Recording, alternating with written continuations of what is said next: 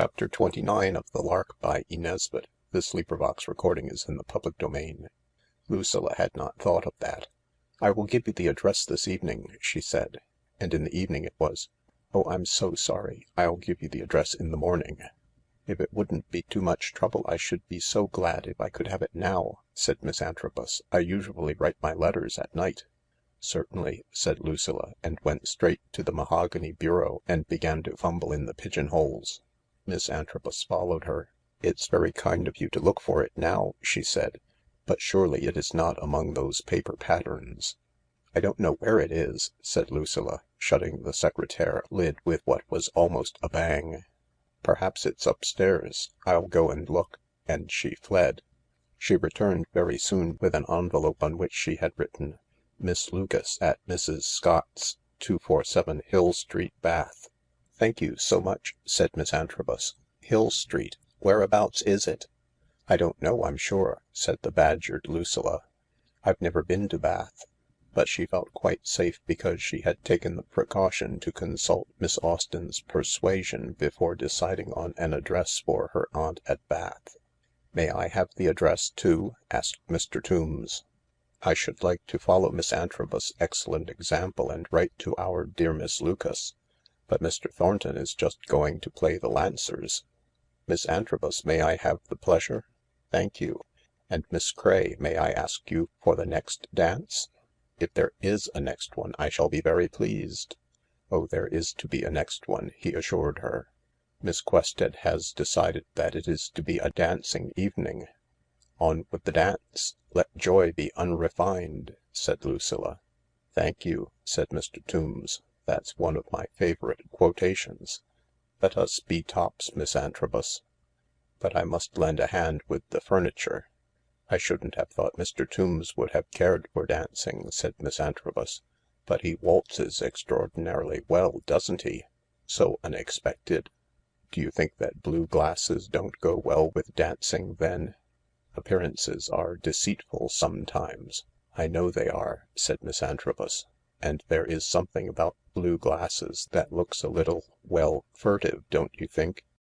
I hadn't thought it," said Lucilla, laughing. " It's rather hard, isn't it, if people can't wear blue glasses without being suspected of — what would the noun be — furtivity ?""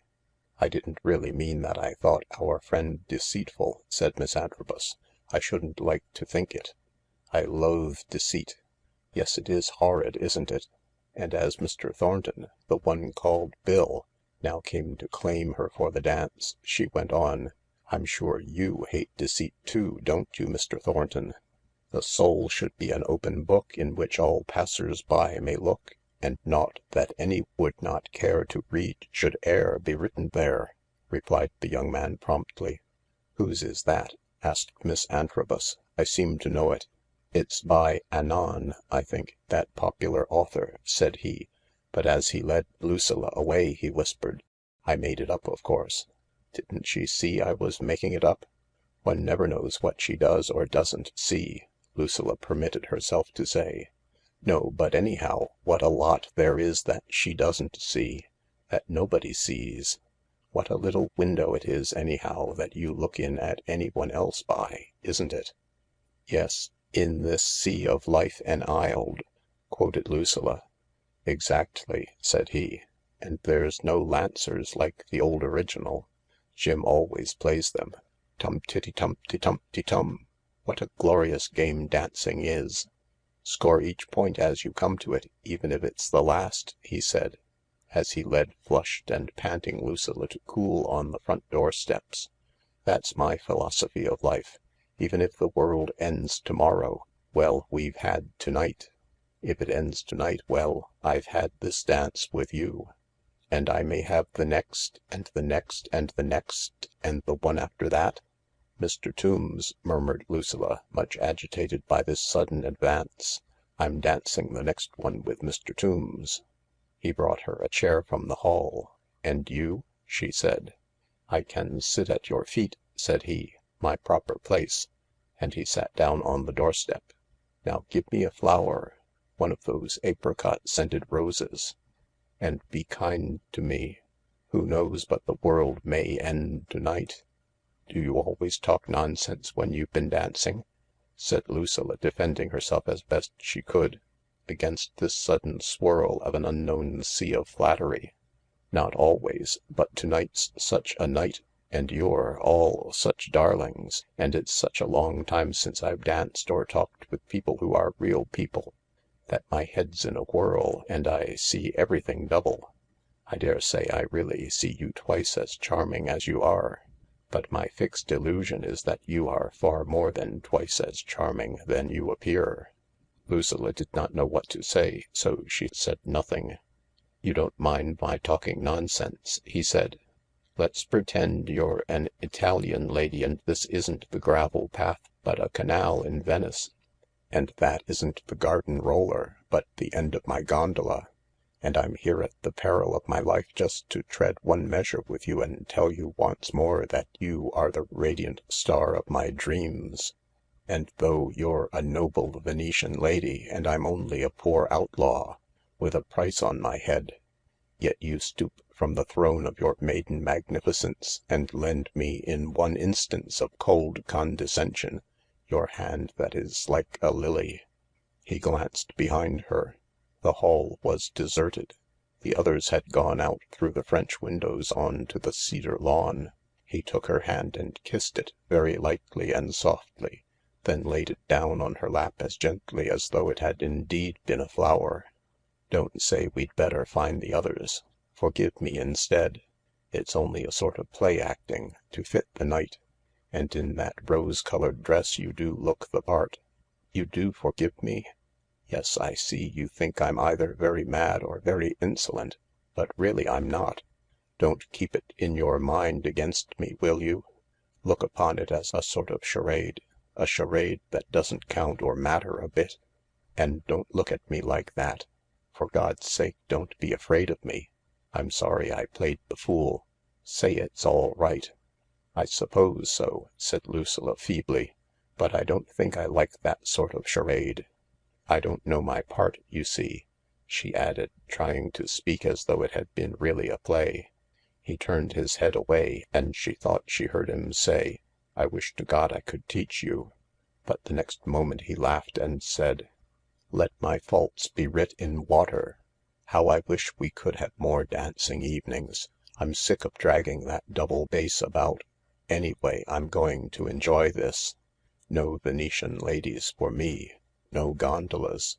Just Miss Cray and the next waltz but two, may I?" Lucilla did not know how to say no. And besides, she was not sure that no was what she wanted to say. The acting of the Mr. Thornton who was called Bill had been wonderfully lifelike, and that touch of warm, live velvet on her hand, she had known nothing like it. She felt as though those 5 minutes had upset all her ideas on all important subjects. She wanted to be alone, to think, to remember every word he had said, to make up her mind whether she ought to have been angry, to have walked away as soon as he began with, "Now give me a flower." No, it began before that. How was it began? He, meanwhile, was talking of Schubert's songs. The strains of a waltz sounded. "I ought to play that," he said. "It's my brother's turn to dance." And Lucilla, entering the drawing-room on his arm, met herself in the mirror of the Cupids, and almost felt as though the kiss on her hand were branded on her cheek. "How different I look," she thought. And then, as if one adventure in one evening were not enough, Mr. Tombs murmured as they waltzed, "Let us go round the garden the minute the music stops. The paths are quite dry. I have something really important to say to you." "All right," said Lucilla. She could not say no. To do so would be to admit to herself that she feared that Mr. Tombs also might desire to act Venetian charades and imprint velvet salutes upon hands like lilies. Also, at the very bottom of her mind something lurked that was not unlike a sort of curiosity to know how, if at all, Mr. Tombs would act his charade. La petite vient en mangeant, so they say. And if Mr. Tombs did act Venetian charades, she would not be taken by surprise this time gently but firmly, with true dignity and self-possession. She would put Mr. Tombs in his place, would show him that she was not to be flattered and fooled like a silly, inexperienced girl, because she was, of course, something quite different.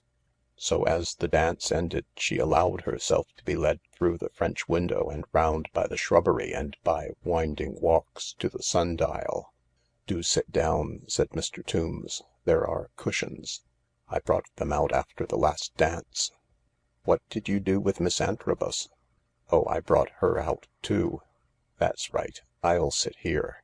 He lowered himself to the brick step at her feet. Lucilla felt a little shiver of anxiety. Surely he wouldn't begin exactly as Mr. Thornton had. She remembered now how he had begun. Did all men say precisely the same things at dances? Perhaps it was a formula like, "May I have the pleasure?" Was he going to say— He was. "I'll sit at your feet. It's my proper place," he said, and instantly opened a new gambit. "Because I want to be as humble as possible. And I want you not to resent what I'm going to say and snub me. Promise?" "But how do I know that I oughtn't to snub you?" Lucilla asked. "Don't tempt me to say things that you might want to snub me for. Though I should never— I mean in affairs of my own I am not accustomed to being snubbed. I never advance except on sure ground." "Oh, what is he going to say?" Lucilla asked herself.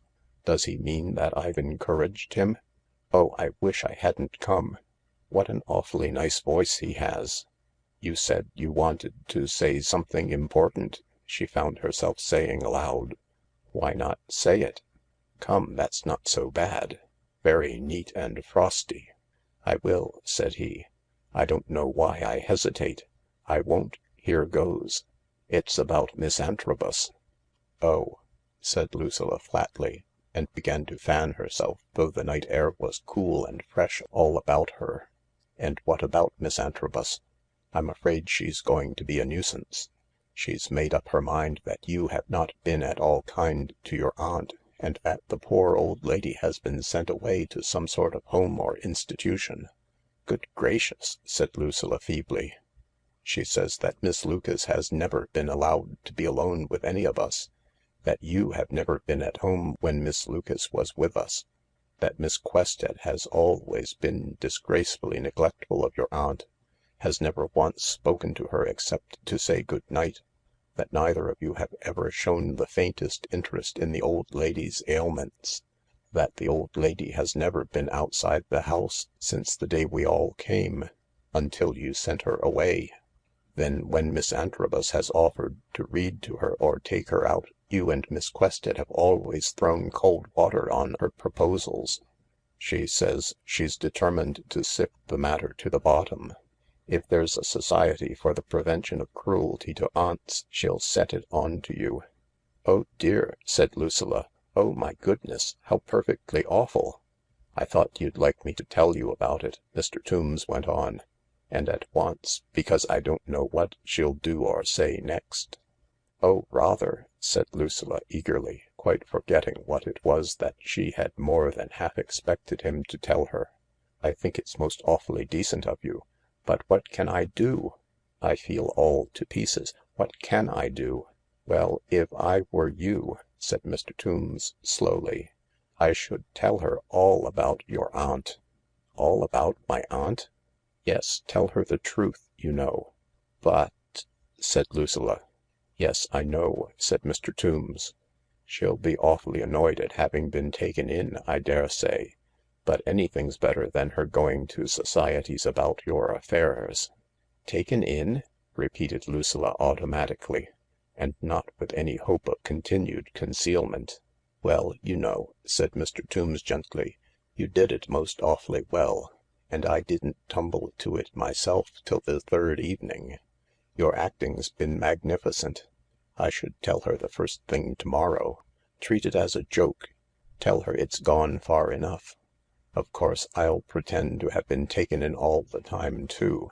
That'll make it easier for her. And the others, must I tell them too?" "No necessity at all," said Mr. Tombs. "Oh, they're beginning to play again. We must go in," said Lucilla, jumping up. "Mr. Tombs, you really are a lamb to have warned me. I'll tell her to morrow." This, you would have thought, was enough to complete the evening's happenings. But no. After a most enjoyable fox-trot, the elder Mr. Thornton asked leave to tell Lucilla that Miss Antrobus had the knife into her, and advised her to own that she, Lucilla, and she only, had been in truth Aunt Harriet.